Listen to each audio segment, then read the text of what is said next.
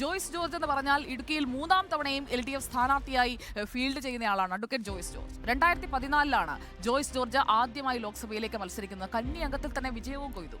ഗാഡ്ഗിൽ കസ്തൂരിരംഗ റിപ്പോർട്ടുകൾക്കെതിരായ പ്രതിഷേധങ്ങളിൽ ഹൈറേഞ്ച് സംരക്ഷണ സമിതിക്കൊപ്പം നിന്ന ജോയ്സ് ജോർജിനെ സ്ഥാനാർത്ഥിയാക്കിക്കൊണ്ടുള്ള CPIM-ന്റെ ആ പരീക്ഷണം വിജയം കാണുന്നതാണ് നമ്മൾ കണ്ടത്. 2019-ലും ജോയ്സ് ജോർജിനെ തന്നെയാണ് LDF ഇടുക്കിയിൽ സ്ഥാനാർത്ഥിയാക്കിയത്. തുടർച്ചയായ 3-ാം തവണയാണ് ലോക്സഭയിൽ ഡീൻ കുര്യാക്കോസും അതുപോലെ തന്നെ ജോയ്സ് ജോർജും ഏറ്റുമുട്ടുന്നത്. ഇവർ തമ്മിൽ ഉള്ള 3-ാമത്തെ അംഗമാണ്. ആദ്യത്തെ അംഗത്തിൽ ജോയ്സ് എങ്കിൽ 2-ാം അംഗത്തിൽ ഡീനാണ്. ഇനി 3-ാം അംഗത്തിൽ ഇവരിൽ ആര്, അതോ NDAയോ? അതാണ് നമ്മൾ കാത്തിരിക്കുന്നത്.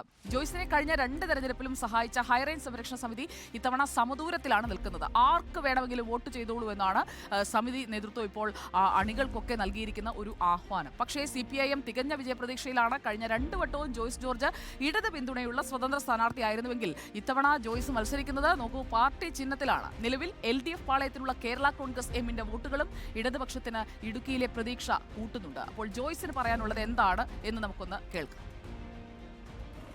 ആളുകൾ ഇപ്പോൾ ജനകീയ പങ്കാളിത്തം കൊണ്ട് വലിയ തോതിലുള്ള മുന്നേറ്റമാണ് നമ്മളുടെ കൺവെൻഷനുകളിലുണ്ടാകുന്നത്. ഈ പാർലമെൻറ്റ് ഇലക്ഷൻ ഇടുക്കിയിലെ ജനങ്ങളാകെ ഒരുപക്ഷെ രാഷ്ട്രീയത്തിന് അതീതമായി മറ്റെല്ലാ പരിഗണനകൾക്കും അതീതമായി നെഞ്ചോട് ചേർക്കുകയാണ്.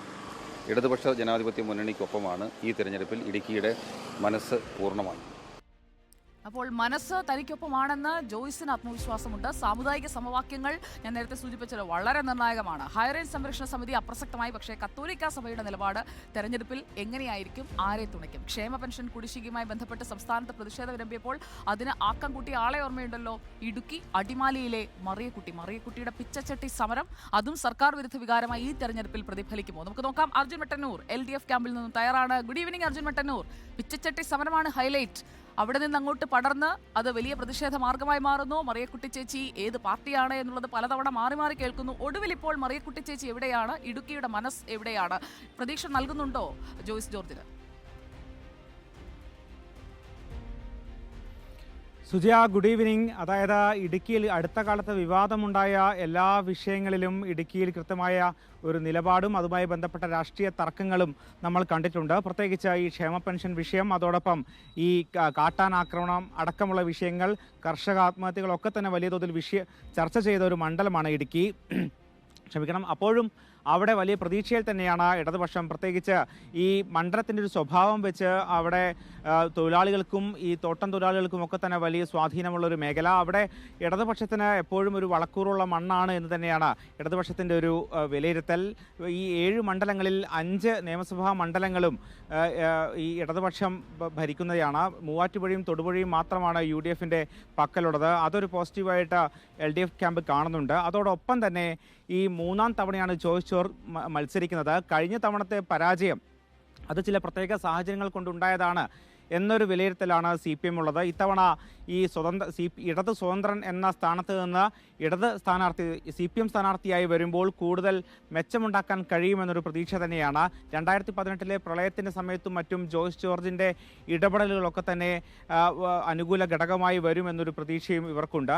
എന്തായാലും 2014-ൽ അന്ന് 50,000 വോട്ടിനാണ് ജോയ്സ് ജോർജ് വിജയിച്ചത്. അന്ന് ഈ ഹൈറേഞ്ച് സംരക്ഷണ സമിതിയുടെ നിയമോപദേഷ്ടായ ജോയ്സ് ജോർജിനെ ഇടതുപക്ഷം സ്വതന്ത്ര സ്ഥാനാർത്ഥിയായി പരീക്ഷിക്കുകയായിരുന്നു. അന്ന് ഹൈറേഞ്ച് സംരക്ഷണ സമിതിയുടെ വലിയ പിന്തുണയുണ്ടായിരുന്നു. അതുവരെ MP ആയിരുന്ന PT തോമസിനോട് വലിയ എതിർപ്പും അവർക്കുണ്ടായിരുന്നു. അതും ആ തിരഞ്ഞെടുപ്പിൽ പ്രതിഫലിച്ചു. അതിനുശേഷം 2019-ലേക്ക് എത്തുമ്പോൾ ഇതേ സ്ഥാനാർത്ഥികൾ തമ്മിൽ ഏറ്റുമുട്ടുന്നു. പക്ഷേ കേരളത്തിൽ പൊതുവായൊരു ട്രെൻഡ് ഉണ്ടായിരുന്നു. ആ തരംഗത്തിൻ്റെ ഭാഗമായിട്ടാണ് ഈ ഇടുക്കിയിലും ഇടതുപക്ഷത്തിന് ഇത്രയും വലിയ തോൽവി ഏറ്റത് എന്നൊരു വിലയിരുത്തലാണ് CPM-നുള്ളത്. 171,000-ത്തിലധികം ഭൂരിപക്ഷത്തിനാണ്, റെക്കോർഡ് ഭൂരിപക്ഷത്തിനാണ് അന്ന് ഡീൻ കുര്യാക്കോസ് ജോയ്സ് ജോർജിനെ പരാജയപ്പെടുത്തിയത്. ഇതേ സ്ഥാനാർത്ഥികൾ തമ്മിൽ വീണ്ടും നേർക്കുനേർ വരികയാണ്.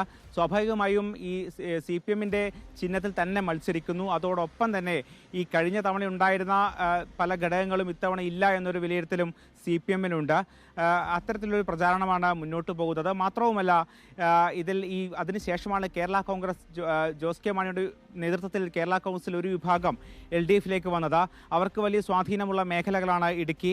അതുകൊണ്ട് തന്നെ അവരുടെ വോട്ടുകൾ കൃത്യമായി പോൾ ചെയ്യപ്പെട്ടാൽ അത് ഇടതുപക്ഷത്തിന് അനുകൂല ഘടകമാകും എന്നൊരു കണക്കുകൂട്ടലും CPM ക്യാമ്പിനുണ്ട്. സുജയ. ഓക്കെ അർജുൻ മട്ടന്നൂർ, നമുക്ക്